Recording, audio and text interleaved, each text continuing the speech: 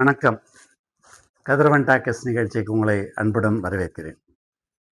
தமிழ்நாட்டில் சட்டப்பேரவை தேர்தல் வரும் ஏப்ரல் 23 அன்று நடைபெறுவதாக அறிவிக்கப்பட்டு, அதற்கான வேட்புமனு தாக்கல் மார்ச் 30 துவங்க இருக்கின்றது. திராவிட முன்னேற்றக் கழகம் பல ஆண்டு காலமாகவே ஏற்கனவே இருக்கக்கூடிய கூட்டணி கட்சிகளுடன் இணக்கமான ஒரு சூழலை உருவாக்கி இடஒதுக்கீடு ஏற்படுத்தி வருகிறது. புதிதாக சேர்ந்த கட்சிகளுடன் கூட பேச்சுவார்த்தை நடைபெற்று வருகிறது. அவர்களுக்கு உரிய தொகுதிகள் ஓரிரு நாட்களில் முடிவு பெற்று உடன்படிக்கை ஏற்படும் என செய்திகள் வருகின்றன. அனைத்து பேச்சுவார்த்தைகளும் அந்த உடன்பாடுகளும் திராவிட முன்னேற்ற கழகத்தின் தலைமை நிலையமான அறிவாலயத்தில், அண்ணா அறிவாலயத்தில் நடைபெற்று வருகிறது. இதே போன்று கடந்த காலங்களில் ஜெயலலிதா அவர்கள் இருந்தபோதும் சரி, திரு எம்.ஜி. ராமச்சந்திரன் அவர்கள் இருந்தபோதும் சரி, பேச்சுவார்த்தைகள் உடன்பாடுகள் எல்லாம் அவர்களுடைய அதிமுக தலைமையகத்தில் நடைபெறும். இல்லை என்றால் ஜெயலலிதா அவர்களது போயஸ் கார்டனிலே நடைபெறும். இது எல்லோ அதிமுக தெரிந்த ஒன்று. அவருடன் பேச்சுவார்த்தை செய்வதென்றால் பல்வேறு டெல்லியிலிருந்து தலைவர்கள் எல்லாம், பிஜேபி தலைவர்கள் எல்லாம் வந்து காத்து கிடப்பார்கள். ஜெயலலிதா அவர்களை உடனடியாக சந்திக்க மாட்டார். ஆனால் 2017 எடப்பாடி ஆட்சிக்கு வந்த பிறகு அவர் பிஜேபியின் முழு அடிமையாகவே மாறிவிட்டு அடிமை சாசனம் எழுதி கொடுத்தது போல செயல்பட்டு வருவதாக அதிமுக தொண்டர்கள் கருதுகிறார்கள்.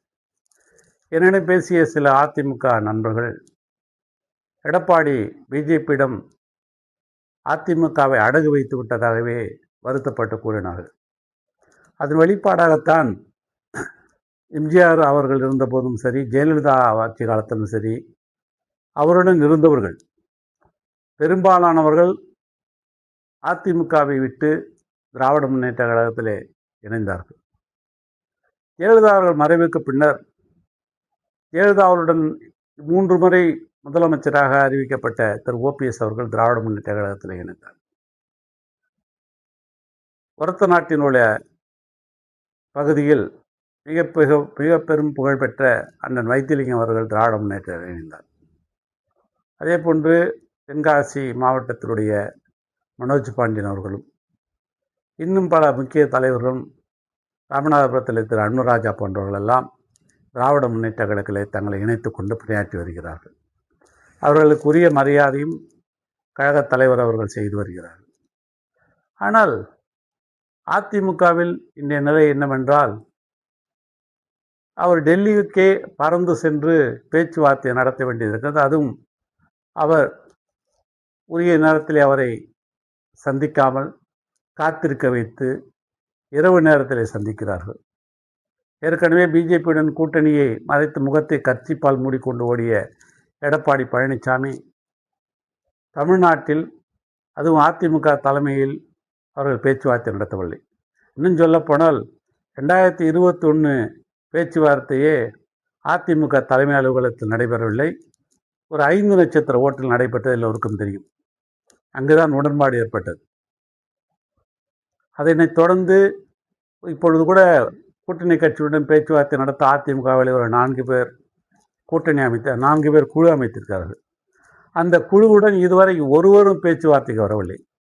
அமமுக தினகரனாக இருந்தாலும் சரி, பாமக அன்புமணியாக இருந்தாலும் சரி, அல்லது பிஜேபியாக இருந்தாலும் சரி, எந்த பேச்சுவார்த்தைக்கும் அந்த 4 பேர் குழுவுடன் செல்லவில்லை. ஆனால் பழனிசாமி மட்டும் அடிக்கடி டெல்லிக்கு சென்று வருகிறார்.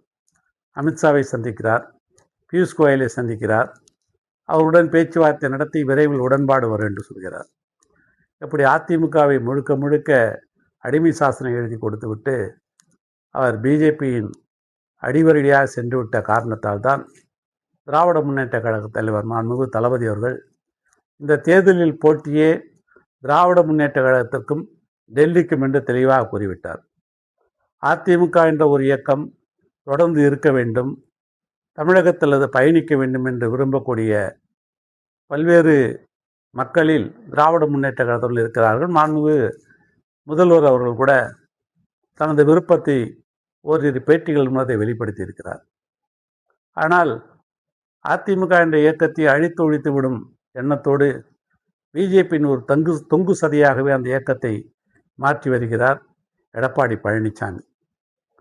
யார் சொன்னாலும் கேட்க மாட்டேன், தான் நினைத்தது தான், தன்னுடைய சுயநலம் ஒன்றுதான் என்று நினைத்து அந்த கட்சியை அவர் அழித்து வருவதாக எனக்கு தெரிந்த நண்பர்கள் மன வருத்தத்துடன் கூறியிருக்கிறார்கள்.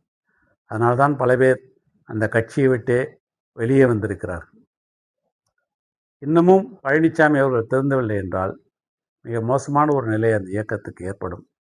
எது எப்படி இருந்தாலும் தமிழகத்திற்கு திராவிட சிந்தனை, திராவிட கொள்கைகளை எடுத்துச் செல்லும் திராவிட முன்னேற்ற கழகம்தான் மீண்டும் ஆட்சி அமைக்க வேண்டும் என்று மக்கள் விரும்புகிறார்கள். அதற்கு நான் அதிமுக தொண்டர்களுக்கு நான் ஒரு வேண்டுகோளை விடுக்கிறேன். தயவுகூர்ந்து நீங்கள் தமிழகத்திற்கு எதிரான பிஜேபி அரசுக்கு ஆதரவாக இருக்கப் போகிறீர்களா, தமிழ்நாட்டின் உரிமைகளுக்காக போராடி கொண்டிருக்கின்ற திராவிட முன்னேற்ற கழகத்துக்கு ஆதரவாக இருக்க என்பதை சிந்தியுங்கள். சிந்தித்து வரக்கூடிய தேர்தலிலே உங்கள் வாக்கினை திராவிட முன்னேற்ற கழகத்திற்கும் அதன் கூட்டணி கட்சியினருக்கும் நீங்கள் அளிக்குமாறு அன்புடன் வேண்டுகிறேன். நன்றி, வணக்கம். மீண்டும் சந்திப்போம்.